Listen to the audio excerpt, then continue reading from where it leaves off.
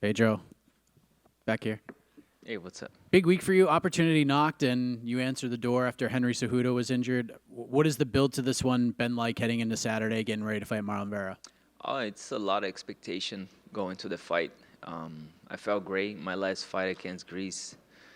Um, just got back in training right after my last fight. It was April, somewhere in the middle of April. I was training, and when I got a call from Sean to replace Cejudo 6 weeks in advance, I felt there was plenty of time to get ready for Chito. This is obviously a big card, and not only that, it's a big card for the bantamweight division with the title on the line in the main event. How much more important does it make a fight like this in your mind, knowing that you have a chance to set the table, so to speak, for the title fight? Yeah, all my fights speak for themselves. It's really important to also showcase that I'm still here strong. All my previous fights spoke for himself, and this is not a different one. It's the type of fight that it's gonna be a lot of eyes on us. Even though the better like that, right? It's gonna be a lot of eyes on us. It's a big card, a bantamweight title. It's gonna be displayed on that night, and I believe like an impressive victory over Cheeto is gonna even push me forward towards the goal. So let's see. Marlon's had a good run. He's coming off the tough loss to Corey Sandhagen. He hits really hard, super durable, much like yourself. Doesn't get finished really ever.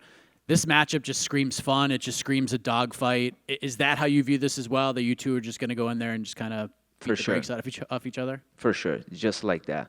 We have probably the same amount of fights in UFC. We are like the most bantamweight fights that we have in the division. It's Marlon, it's Chito, and myself. Very durable guy. I don't think he never been finished in one of his fights. So myself too, I never been knocked out or finished in none of my fights. We both like to go and exchange and and bring like some type of like a dog fight, which nowadays a lot of people try to fight and play more safe. Cheeto and I, we are like, don't give a fuck. We just go for war. A win here puts you in a good spot. And if Sean O'Malley beats Aljamain Sterling, and even if he doesn't, you guys got in there last year, you and Sean, the eye poke happened after you had a really good first round, and then there's some unfinished business there for sure. Is there a part of you that hopes Sean gets it done so that you can try to finish that business with the stakes as high as they could possibly be? Actually, a part of me want to fuck him up in a hotel, but the other part of me, as a father, a husband, and a believer, say no, don't do that. You're gonna get it yourself some way. I'm kidding. So it's definitely we're professionals. I know he does that too. Um, it is what it is. I'm not the guy that I sell my soul to the devil. So I can get more followers, sponsor, or money. But nobody's supposed to be like each other, and he has his ways of doing things. I have my way of doing things, even though it's a fight that I'm looking forward to see it. Sterling, really good wrestling, grappling background. Sean Malley, long reach, precision, knockout power. So it's definitely a fight that it's gonna be really good for the bantamweight division. Who wins? I think Sterling. Pedro, hello over here. Well, you guys, he already said it in some kind of way. Is there, I mean, Cheeto's probably the most similar fighter to you that you could have gotten. You're both very durable. You're both really hard hitters. Both of you have finished most of your fights before the final bell. You won most of your fights not by decision, but either by knockout or by submission. Do you see this as being a fight that's going to give fireworks like since the beginning, or have you planned anything different? Have you strategized differently in order to not give Chito the fight that he probably wants? The funny thing is, I always plan, and my coach is like, no, let's start like this, and then I do that. Let's be more strategic, and then I ended up, the bell rings, and then I just go for the bra. It's I think it's more part of my spirit, the warrior, the inside of me that like to go there and get business done quick. Even though some of my fights doesn't I don't get the finish. We are in the organization that we're fighting the best fighters in the world. But my strategy, my main goal is always to finish my opponents, no matter if it's a knockout or submission. Um, and I don't see this fight going in another direction. I'm going to just push the button, press forward, and try to get the finish. Considering Chito was a top 4 fighter not more than a few months ago, and you're, of course, replacing a top fighter himself in Henry Cejudo, how big of an opportunity is this for you to get in the spotlights, probably go up and rank a few places, especially considering that Aljo said this is probably his last fight at bantamweight, and that's definitely going to shake up the division. Yeah, let's see. So they need to fight first to see what's gonna hold for the future in that division. I'm focused only on my next fight Saturday night. And what was your other question? Sorry. How big of an opportunity is this for you, considering you're fighting a guy who was top 4? Oh, it's a great opportunity. Sean contacted us 6 weeks prior. I didn't even think twice. It's a big opportunity, a big fight, and that's what the type of fights that I like to be. And I'm never gonna walk away from a good fight. Thank you. Pedro, over at your left.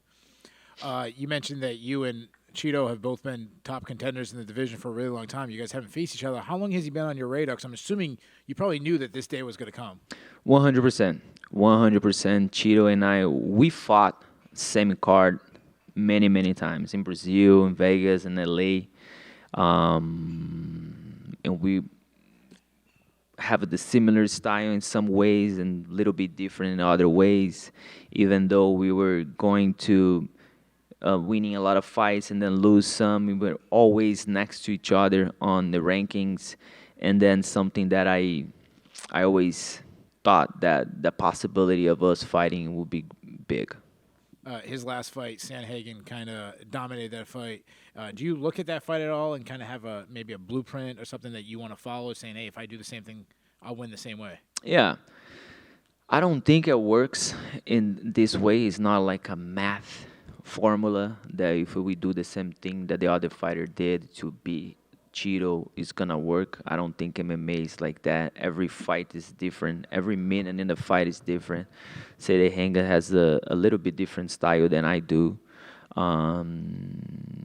So I watched that fight, something that I don't watch in many of my opponent's fights, but that was one of the fights that I wanted to see it just as a curiosity.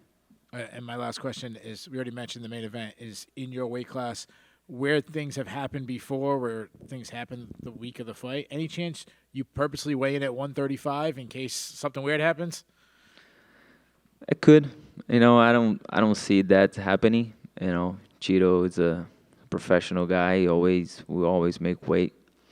I was thinking more of something happens in the main event. I'm a professional, and if UFC say, something here change, and we have to adapt, I will be able to adapt and to do whatever it takes. Good luck to you. Thank you. Pedro, right here. Obviously, you had the fight with Sean O'Malley, and it ended prematurely, unfortunately. But what were some of your biggest takeaways, I guess, from his style, his fighting? Like when you got in the cage with him, just what were your takeaways from what he can do in there? Besides his bitch-ass hand open all the time in front of my face, he's pretty good. Has a good length. He was kind of like surprised the way that I was pressing him and not getting hit. The leg kicks, the high kicks, the pressure. And I believe I won the first round. Second one, and I didn't see the scorecards, anything like that. But besides all the immature stuff that he does on the internet, he's a good fighter, and if I get the opportunity to fight him again, I don't see why not. And obviously, but from your fight to the Peter Yan fight, did you see him improve? Like, did you notice anything? Have you looked at that tape at all? Yeah, even though I thought that he lost that fight, he impressed me on his skills. He's pretty tough and getting better every single fight.